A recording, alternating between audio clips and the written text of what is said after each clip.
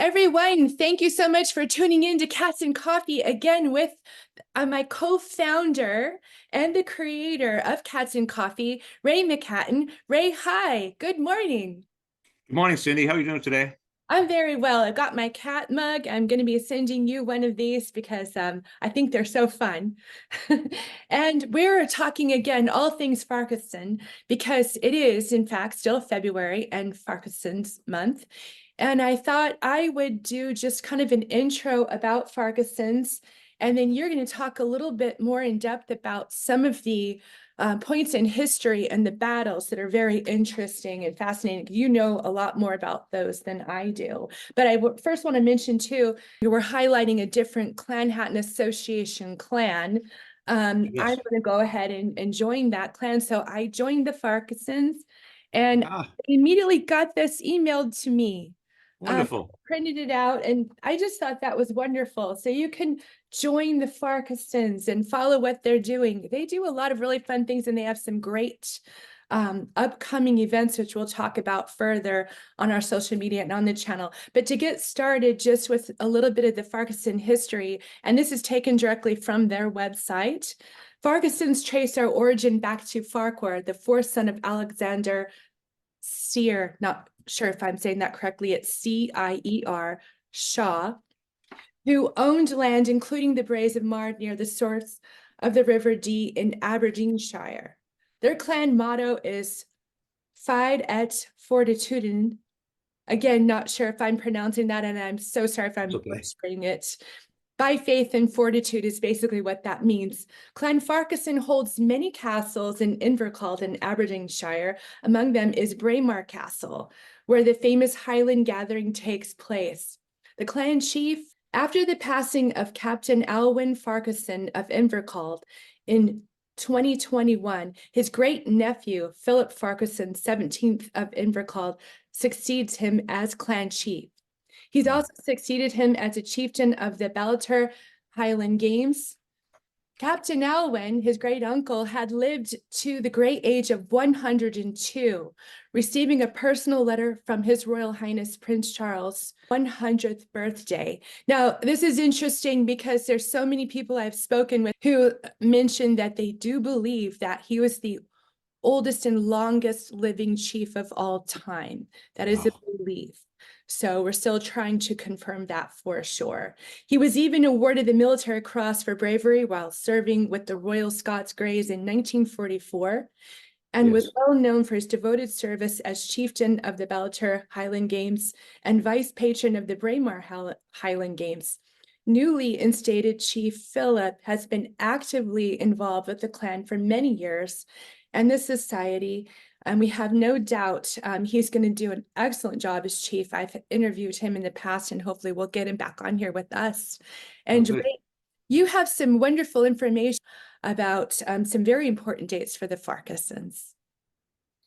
Yeah, sure. As far as exact dates and years, I don't have all that in my head perfectly, but we'll go over a few things here. That's quite all right. So there's one very interesting little episode, really. It's not called a battle, it's called a trot, because it was basically a chase or a very little shooting, a lot of running and shouting and yelling. So this was called the Trot of Turriff, Turriff, in 1639. It was one of the first, considered the first major skirmish or occurrence of the Covenanters' Wars, I believe. And the Farquharsons were on the royalist side in this particular part of it. I'm not sure how they ran all through the Covenanters episodes, but at this one they were in the royalist brigades and forces. So this town of Turriff had a large amount of Covenanters, which were the ones that were against the government in this.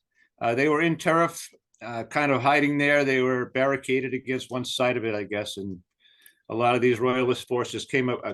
They came against the other side of the town, and there was a big rush to the other side of the boat, you might say, to protect that side and such. And during it, one of the royalist men was shot in the back by his own people. He was the only casualty. He was killed in the whole thing.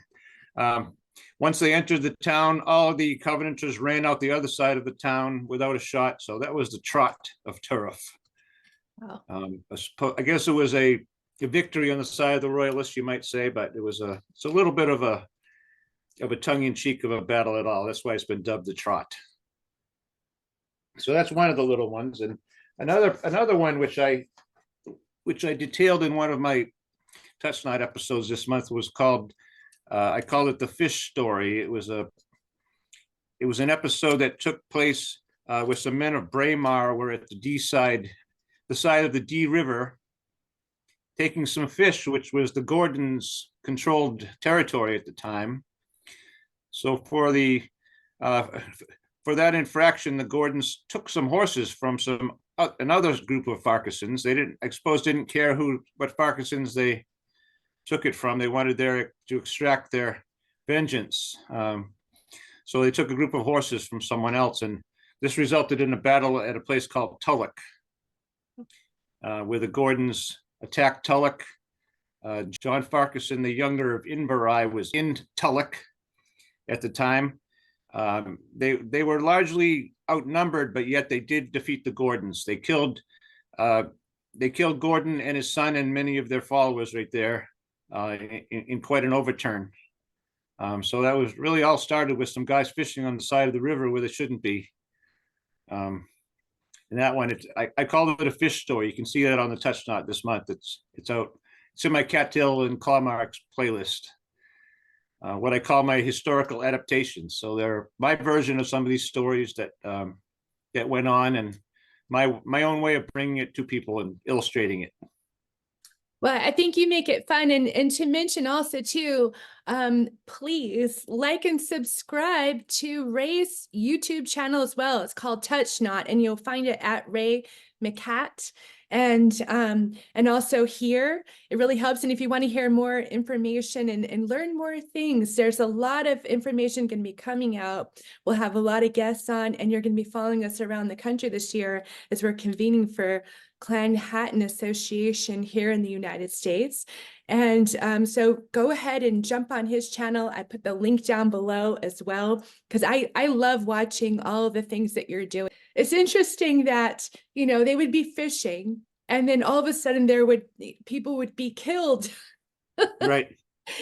But only in the Highlands, right? Correct. So That's right. So a lot of people are familiar with this Battle of Pinkie, which was much earlier than that. It was almost 100 years earlier than that, the two episodes I just mentioned.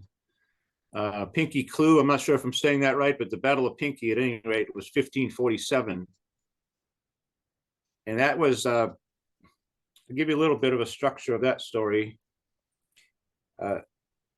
So that Mary Queen of Scots was of the House of Stuart, which many people may know. And she was 5 years old at this time in 1547. She was only 5 years old.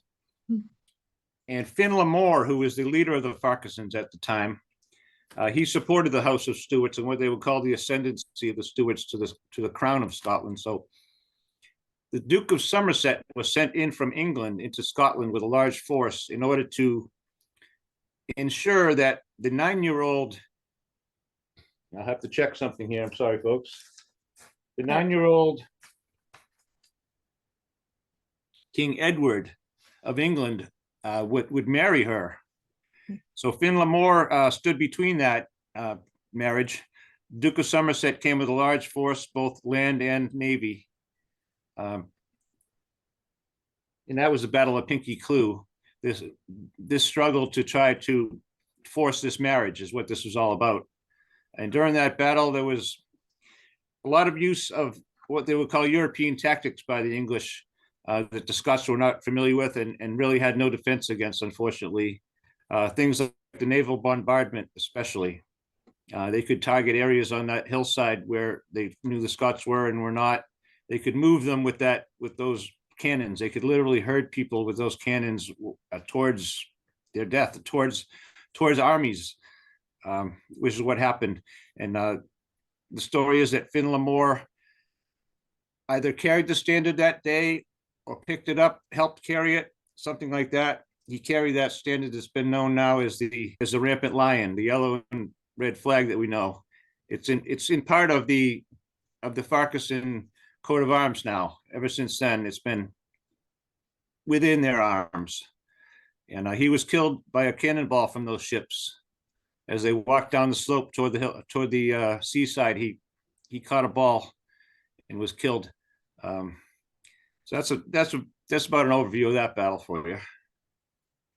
Our next week, when we come back for Cats and Coffee, Ray, we'll talk a little bit more about the interaction the Farquharsons had with Clan Chattan when it was the Confederation. Yeah. So that'll be fun to be able to go over that with you. You have such great knowledge. Yeah, that will be fun. And as you mentioned before briefly, the Shaws are what I would call the bridge between the McIntoshes and the Farquharsons. That Farquhar Shaw that you mentioned was the progenitor of Farquharson, and he was a member of Shaw, which was before that from McIntosh. So this is the kind of thing that flows down through each other. Where does the name Farquharson come from? The name means son of a very dear one and derives from a Gaelic Farquharshire.